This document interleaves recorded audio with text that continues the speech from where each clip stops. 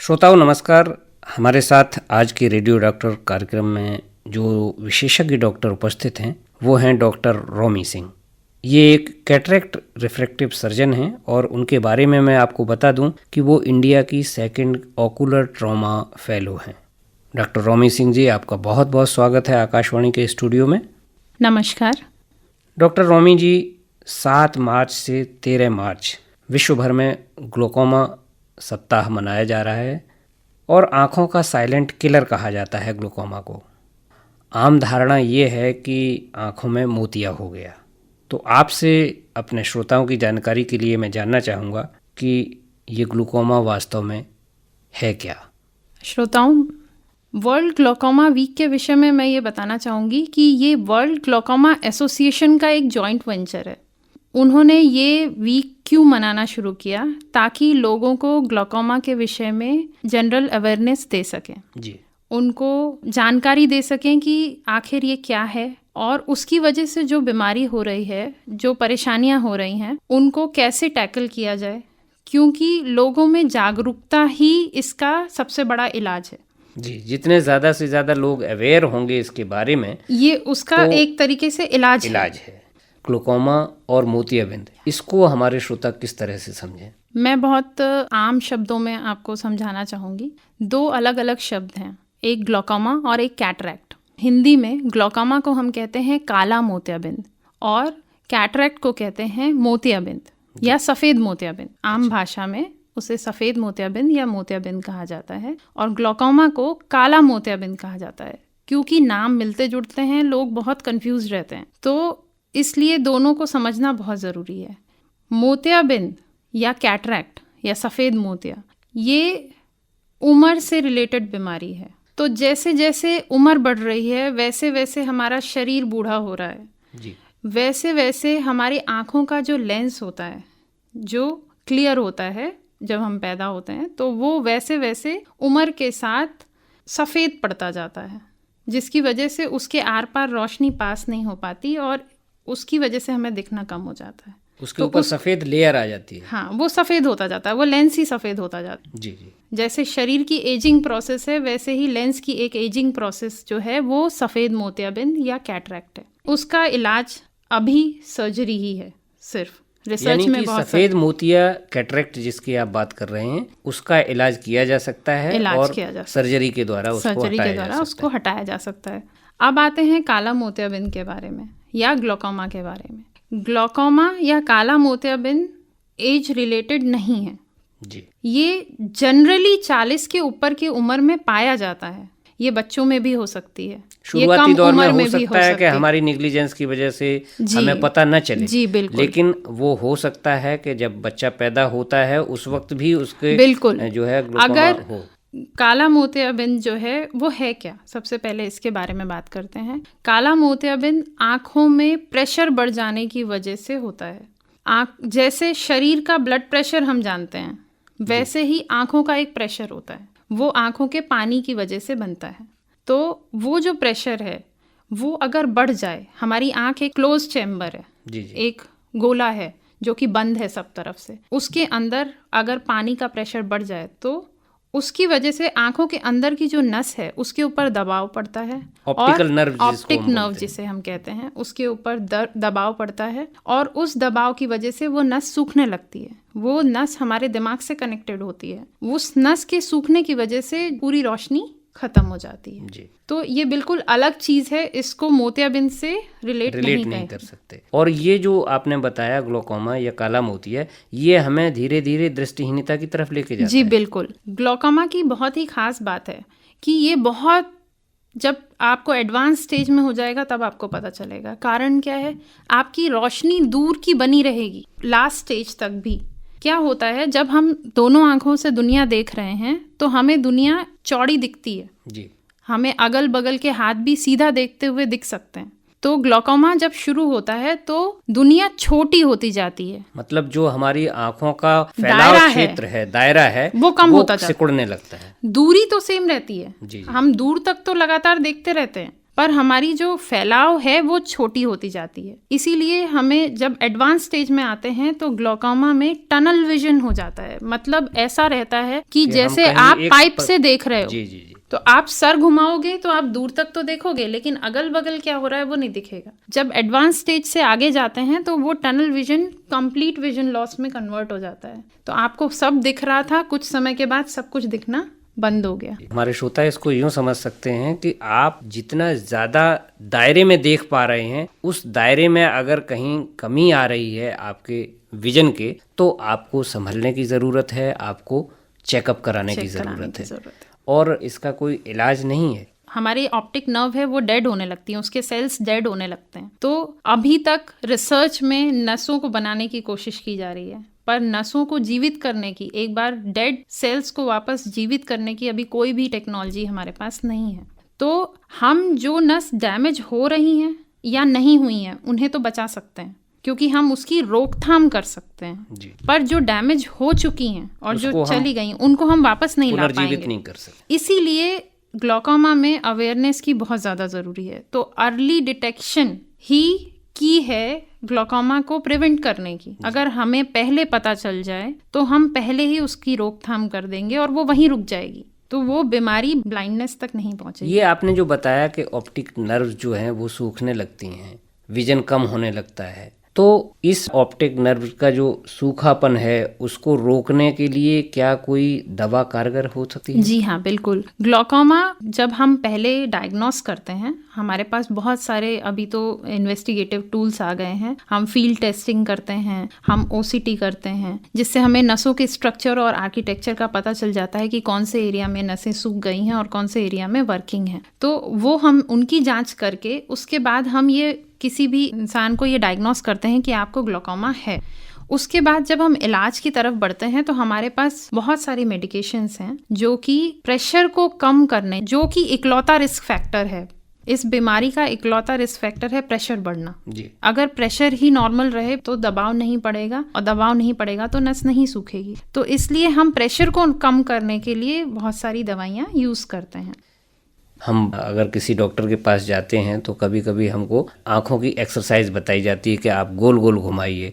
तो क्या ऐसी कोई एक्सरसाइज है जो आँखों की ये जो ऑप्टिक नर्व्स का सूखना है इसको रोकने में मदद कर सके? नहीं, ऐसी कोई एक्सरसाइज नहीं है जो इसमें मदद कर पाए।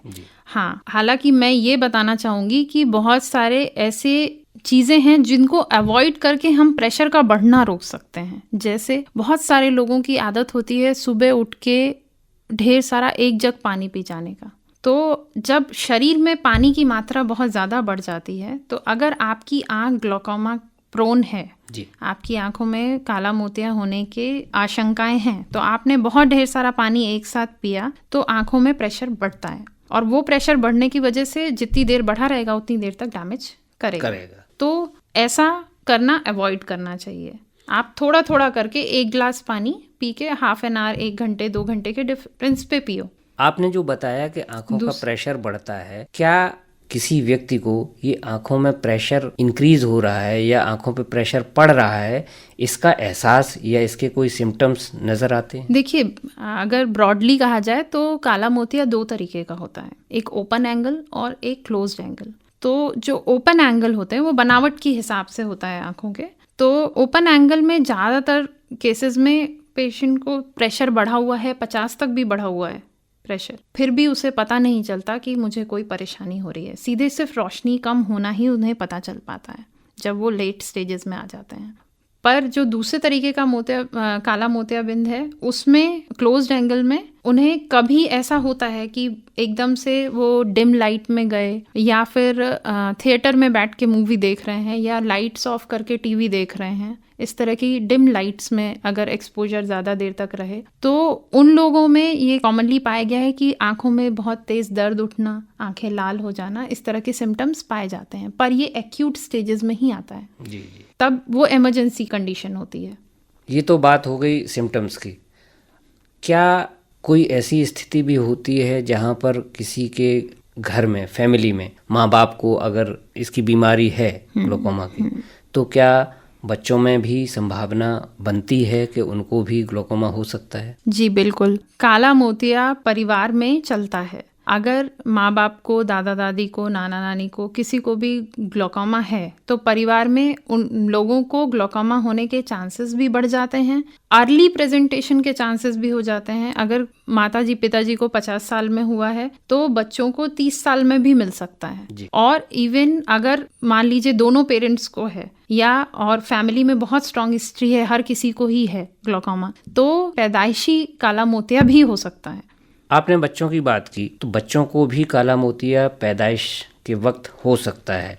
ऐसी स्थिति में माँ बाप को कैसे पता चलेगा कि बच्चे को काला मोतिया हो रहा है या संभावना है? कैसे वो पता लगाएं? बच्चों के काला मोतिया में, पैदाइशी बच्चों में आंखें नॉर्मल से बहुत बड़ी होती हैं, जनरली नीले रंग की होती हैं। नॉर्मल से बड़ी दिखेंगी, नीले रंग की दिखेंगी, और बहुत बार वो नोटिस करेंगे कि हमारा बच्चा जिस तरफ देखना चाहिए उधर देख नहीं रहा है ना, या आंखें तिरछी करना बार बार, ये सारी जो सामान्य देखने का जो तरीका है उससे अलग अगर आपको कोई भी गतिविधि बच्चे में नजर आती है तो आपको संभलने की ज़रूरत है, उसको डॉक्टर के पास ले जाने की ज़रूरत है। और सबसे इम्पोर्टेंट है कि अगर फैमिली में किसी को भी है तो आपको चेक कराने की ज़रूरत है। कुछ स्क्रीनिंग टेस्ट होते हैं जिनमें हम देखते हैं कि प्राइमरली कोई प्रॉब्लम तो है नहीं। ये अवेयरनेस इसी को कहा जाता है कि अवेयरनेस का मतलब ये है कि आप सस्पेक्ट कर रहे हो कि कहीं हमें तो नहीं, तो आप उस जगह जा रहे हो जहां आपको उसका निवारण मिल सकता है। अवेयरनेस का मतलब ये नहीं है कि हमने आपको बताया, आपने जान लिया और फिर बात खत्म हो गई। जी। अवेयरनेस का मतलब ये है कि हमने आपको बताया, आपने उसको कंसीडर किया कि ये पॉइंट हो सकता है, आपने उस कंसीडरेशन के बाद उसको, उस डाउट को क्लियर किया और फिर हम आगे बढ़ रहे हैं, तो वो अवेयरनेस का फ़ायदा है। तो जो विजन है हमारा लॉस में कन्वर्ट हो सकता है, उसको कहीं ना कहीं हम अरेस्ट कर सकते हैं। बात आपने कही कि जागरूकता जो है वो बहुत ज़रूरी है, और सबसे बेहतर उपाय अगर आपको ग्लूकोमा से बचना है तो यही हो सकता है कि आप इसके प्रति जागरूक रहें। और जागरूकता जो है वो ये है कि आप समय समय पर डॉक्टर के पास अपना आँखों का चेकअप, देखिए आँखों में स्पेशली 40 साल की उम्र के बाद हर साल एक बार ज़रूर आई टेस्ट कराना चाहिए। 2 मेजर जो कारण हैं जिनसे रोशनी कम होती है, एक मोतियाबिंद और एक काला मोतिया, दोनों ज़्यादातर केसेस में 40 साल के उम्र के ऊपर ही होते हैं। तो हमें वो दोनों चीज़ें टेस्ट करने का मौका मिल जाता है। हम आपके अंदर अगर कोई भी परेशानी डेवलप हो रही है तो उसे वहीं पे पकड़ के हॉल्ट कर सकते हैं।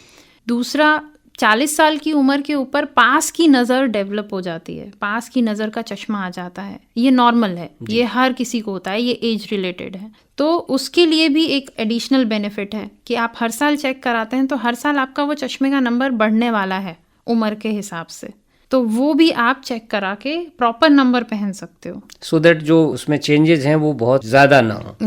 क्योंकि डॉक्टर्स ये बताते हैं कि आपके अगर नज़र कमज़ोर हो रही है तो आपको चश्मा पहनना चाहिए, और अगर आप नहीं पहनते हैं तो जो डिके है वो फास्ट हो जाता है। आई स्ट्रेनिंग में चली जाएगी क्योंकि आपको पास की नज़र का चश्मा आ गया है और आप नहीं पहन रहे हो। हमने बात की फैमिली हिस्ट्री की, क्या अपना जो खुद का रहन सहन है, जीवन शैली है, या खाने पीने का आहार विहार का तरीका है, वो भी रिस्पॉन्सिबल होता है या वो किस हद तक मददगार हो सकता है इस ग्लूकोमा से बचने के लिए? देखिए, हेल्दी लाइफस्टाइल बहुत ही इम्पॉर्टेंट है, आँखों की हेल्थ के लिए भी बहुत ही इम्पॉर्टेंट है। आजकल के ज़माने में जब laptop, TV, mobile, digital world हो गया है, लोग 24 घंटे में 12 से 15 घंटे इनके साथ ही रहते हैं। बिल्कुल। तो इस टाइम में हेल्दी लाइफस्टाइल की एक्सपेक्टेशन तो बहुत ही कम हो गई है।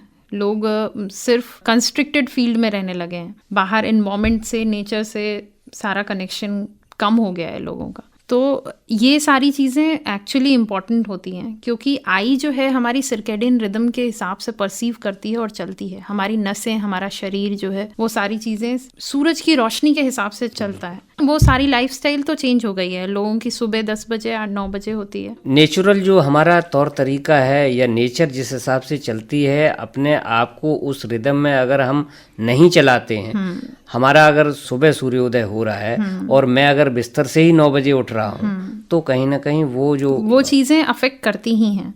और स्पेशली क्योंकि ये नसों की बीमारी है, तो मैं ये कहना चाहूँगी कि हेल्दी लाइफस्टाइल के लिए, हमारे शरीर को हेल्दी होने के लिए, हमारे शरीर की नसों को हेल्दी होने के लिए जो रूटीन है वो फॉलो करना बहुत ही ज़रूरी है। आप जल्दी सोने के लिए जाएं, सुबह जल्दी उठें, ये जो हमको बताया जाता है कि जो हमारे पेरेंट्स ने हमें सिखाया, जी जी जी, वो बहुत ही इम्पॉर्टेंट है। दूसरा, नेचुरल चीज़ों के साथ रहना, एक physical exercise, timely daily morning की रूटीन एक्सरसाइजेस और मेडिटेशंस, ये सब चीज़ें इंपॉर्टेंट हैं। और मेडिटेशन का काफ़ी अच्छा रोल भी कहा गया है ग्लोकोमा में, पर हालांकि ये रिसर्च का टॉपिक है अभी कि मेडिटेशन की वजह से कितना इफेक्ट होता है और कितना फ़ायदा होता है। मेडिटेशन, हम ये मान के चल सकते हैं जब मेडिटेशन हमें सभी चीज़ों में मदद कर रहा है तो नेचुरली हमारी आँखों के लिए भी वो मददगार ज़रूर होगा। बिल्कुल। डॉक्टर रोमी जी, मेरे ख्याल से अगर आप कुछ और ऐड ऑन करना चाहें। मैं थोड़ा सा काला मोतिया के ट्रीटमेंट के बारे में बताना चाहूँगी जी, कि हमारे पास क्या क्या मॉडलिटीज़ हैं जिससे हम उसका इलाज कर सकते हैं। ऐसा नहीं है कि बहुत सारे ऐसे भी मरीज़ आते हैं हमारे पास जो कि लास्ट स्टेज में होते हैं और वो होप छोड़ चुके होते हैं कि अभी हमें कुछ नहीं होने वाला है, अब तो हमारी रोशनी जाने ही वाली है। पर ऐसा नहीं है, हमारे पास मेडिकल साइंस के पास बहुत सारी मॉडलिटीज़ हैं। तो पहले हम काला मोतिया में स्पेशली मेडिकेशन के ऊपर जाते हैं। 2 से 3 तरीके की दवाइयाँ हम स्टार्ट करते हैं और वो चलती हैं। उन्हें प्रॉपरली टाइमली डालना होता है, ये सीखना पड़ता है मरीज़ को कि हमें कैसे उसे टाइमली डालना होता है, क्योंकि ग्लोकोमा की मेडिकेशंस टाइम के हिसाब से काम करती हैं जी, समय के हिसाब से। तो हम उन्हें समय के हिसाब से डालें, प्रॉपरली जैसे टाइम बताया गया है वैसे डालें। थोड़ा सा ग्लोकोमा की जितनी भी मेडिकेशंस हैं, जितनी भी दवाइयाँ हैं, उनके बारे में एक और स्पेसिफिक बात है कि उन्हें ठंडी जगह पे रखना होता है। ज़रूरी नहीं है कि फ्रिज में ही रखें, पर ठंडी जगह पे रखें, डायरेक्ट सनलाइट में ना रखें, क्योंकि वो दवाइयाँ इफ़ेक्टिव नहीं रह जाती हैं फिर। तो ये 2 चीज़ें इंपॉर्टेंट हैं मेडिकेशन के बारे में। अगर किसी में दवाइयों से भी कंट्रोल नहीं हो रहा है तो हमारे पास कुछ तरीके के लेज़र्स हैं, उन लेज़र्स से भी हम प्रेशर कम कर सकते हैं। अगर ये दोनों मेजर्स काम नहीं करते हैं तब हमारे पास आता है सर्जरी का ऑप्शन, जिसको हम ट्रैबेकुलेक्टमी कहते हैं। ट्रैबेकुलेक्टमी बहुत सक्सेसफुल होती है, 90% लोग इससे क्योर हो जाते हैं, ठीक हो जाते हैं। क्योर नहीं कह सकती मैं, क्योंकि ट्रीटेबल नहीं है ये 100%। तो हम रोकथाम कर सकते हैं, प्रेशर्स कम कर सकते हैं, जहां बीमारी है वहीं रुक जाएगी। फर्दर जो विजन लॉस है वो आपका नहीं हम प्रिवेंट कर लेंगे। इसके बाद फिर अगर कुछ ऐसे भी मरीज होते हैं 10% जिनमें इसके बाद भी प्रेशर कंट्रोल नहीं हो पा रहा होता है, तो हम उनमें जो है वॉल्व सर्जरीज भी करते हैं, जिसमें एडवांस सर्जरीज आती हैं जिसमें वॉल्व्स होते हैं और हम उसमें चैनल एक अलग क्रिएट करते हैं। ये भी कारगर होते हैं। आजकल मेडिकल साइंस ने पॉसिबल कर दिया है। जी हाँ, बिल्कुल। तो श्रोताओं, आपने जाना कि किस तरह से ग्लोकोमा यानी काला मोतिया हमें दृष्टिहीनता की तरफ लेके जाता है, और डॉक्टर रोमी जी ने बताया कि किस तरह से हम अपने आप को इससे बचा सकते हैं रेगुलर चेकअप्स के ज़रिए, जो हमारा हेल्दी लाइफस्टाइल है उसको अपनाकर, और जो हमारी नियमित जीवन शैली है, दिनचर्या है, उसको अपनाकर। डॉक्टर रोमी जी, आप हमारे स्टूडियो आई, हमारे श्रोताओं के साथ जानकारी साझा की, आपका बहुत बहुत आभार। धन्यवाद। धन्यवाद।